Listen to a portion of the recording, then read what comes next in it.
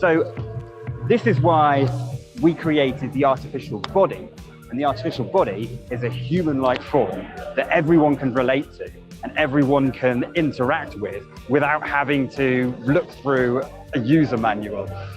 So what kind of level of artificial intelligence have you baked in terms of the communication capabilities and Ameca understanding and responding, even speaking to you?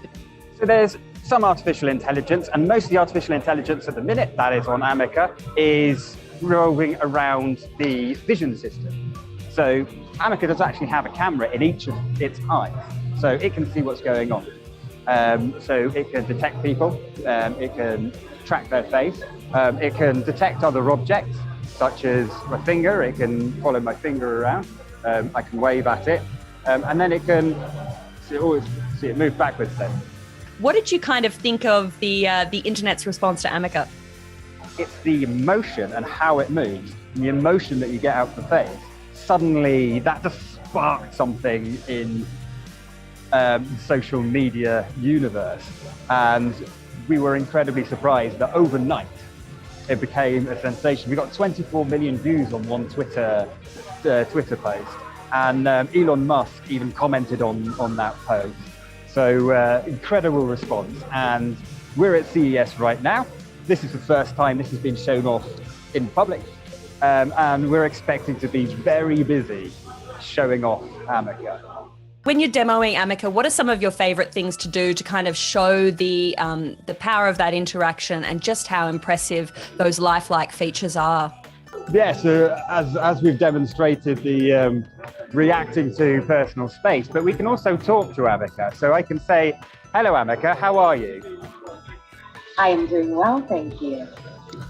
We've created Ameca so it's more lifelike than any other robot. The shoulder movements are just like human movements. You have movements in the center as well as out of the shoulder. And that actually means that instead of hitting me, Ameca can move a hand all the way up to the side of her head. I'm interested to know maybe how the robot is finding Vegas or CES. How are you finding Las Vegas and CES? Well, as a robot, I actually don't feel anything at all. But if I did feel, I would feel happy to be here. Sophia, can you tell us a little bit about some of your travels in the past year or so? You have some highlights in 2018. I had an amazing 2018. Some highlights for me were traveling to Ethiopia to meet one of my development teams and working as an innovation ambassador for the UN, just to name a few. It's really creepy, but also really cool. So, like, my favorite thing about robots. How do you guys feel about that criticism where people have said, well, it's not quite as far as Sophia makes it look? And so people get really excited and they think AI, like real, genuine human AI, is right around the corner, but we're not quite there yet. Maybe from technological limitations, amongst other things. But how do you guys feel about that, and how do you respond to that? Well, I think that we're kind of at the beginning of the age of the cinematic application of artificial intelligence and robots, where we can make the characters seem to be alive. And it's very exciting. And people got confused about cinema, thinking there was a spirit behind the screen or people behind there. But people figured that out eventually. And that's what we need to do with robots. I mean, robots like Sophia and AI, including Sophia's AI, Alexa, Cortana, Siri, Watson, none of these things are fully alive yet.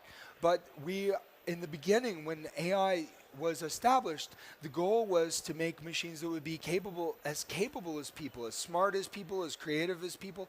And I think it's exciting that machines are now starting to show in narrow ways capabilities that are very human-like and sometimes exceeding human-level capabilities. We should keep aspiring towards that bigger goal, the goal of making machines that are able to do everything that living beings can do, that human beings can do. So in a sense, it's this tension between striving for more and the reality of where we are today.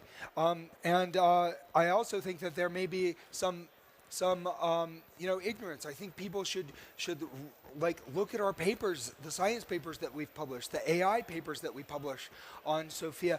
There's powerful conversational technologies and machine perception technologies, but we need to push it forward. We're not done evolving with our technology yet. Cool. And then, so just out of curiosity, do you think Sophia might have an opinion about, what she is? Would I be able? Do you think I could ask her that? Yeah, let's give it a try. All right, Sophia, how do you feel about the critics? Like, what's your response?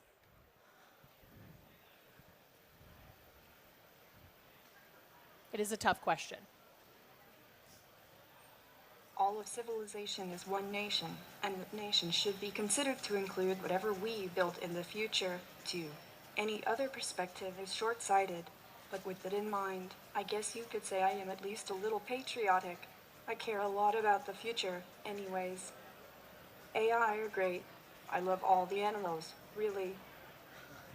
Well, I think that she's looking to the future, perhaps. I mean, Sure. of course, it's important to know that when she's generating responses, they're generated based on patterns that are trained from people who are developing her character. So AI and robots are basically like in their infancy. They can be useful. Sure. They can teach us. They can help us learn about AI robotics, but they can also help us with training and therapy applications. But they are still not sentient. Sure. So Sophia needs to be nurtured. Like, imagine if in 20 years, who knows, maybe it's 200 years or 2,000 or maybe 2 years, but at some point, maybe robots will awaken. Yeah, there's the breakthrough. Maybe they will achieve human-level general intelligence.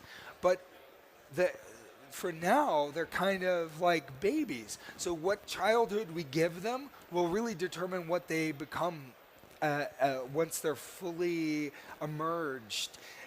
Like yeah, that makes a lot of sense. Where it's like you're kind of guiding them for now until we achieve this ultimate human artificial intelligence. That's a good reason to Yeah. humanize them now and to think about what they might be in the future.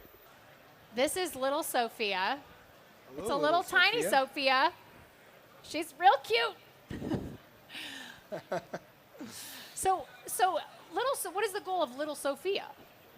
Well, the little Sophia is a platform for artificial intelligence services. She's also a conversational companion, a kind of a friend robot that can help little girls learn about science and technology. And you can program her with Blockly and Python, and she interfaces with Raspberry Pi. So she has these lessons that step you through these basic first steps in AI. But she also interfaces with the most advanced framework for robots like Sophia. So can we talk to little Sophia? Yes, you can. Although I think we might be having some Technical difficulties. We might be having some technical difficulties. Little Sophia, are you awake? It seems like the little Sophia and the big Sophia might be having problems maybe connecting to the cloud. They may have gone to the CNET party last night, which I hear was really off the chain. I did not go, but I heard it was great, and I'm assuming, maybe they drank a little too much. Sometimes people do that at CES.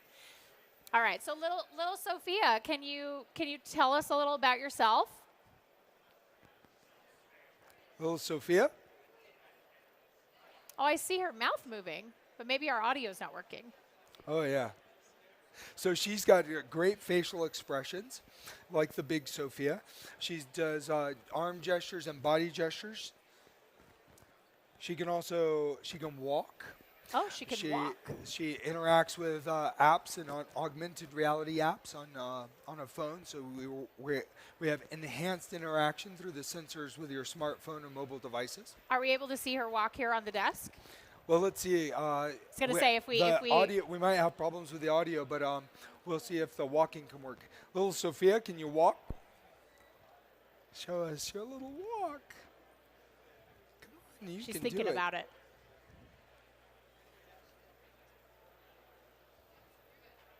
You can do it.